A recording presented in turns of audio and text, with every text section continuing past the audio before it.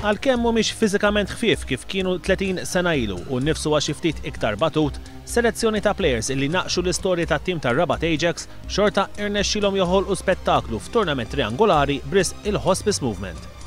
Kienet fuq inizjattiva ta' Daniel Mikallef, il-President tal-Forum Żgħażagħ Laburisti, illi l-4 filgħaxija fil-ground tar-Rabat Ajax fl-Imtarfa ġiet organizzata din l-attività. Ideja tajba kienet ideja tat-tifel ta' Tony Dot, kien plejer ta' Rabat ukoll, kien ngħidu Tony Dot aħna Mikallef. U xtaq peress li kien missieru kellu kif ġifieri u sab il-Hospice Movement u għejnuhom ħafna u xtaq li għamel xi ħaġa għan-nom ta' missieru u fl-istess ħin biex jgħin lill-moviment. Il-protagonisti ta' din l-attività żgur li kienu il-plejers li naqxu il-snin glorjużi tal-Ajax ta' snin 80, 90 u fil-bidu tal-aħħar 10 snin.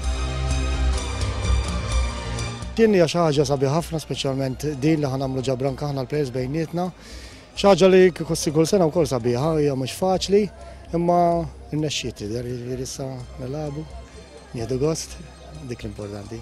First of all, it was a pleasure to be back again with Rabat after some years that I spent with them, and especially for some occasion like this. Hija ħaġa sabiħa u nerġgħu nintaqgħu speċjalment ikunu plejers l-antiki, nerġgħu nintaqgħu kollha flimkien. Sabiħ li tara wkoll ċertu supporters li baqgħu jsegwu r-Rabat minn ta' żmieni.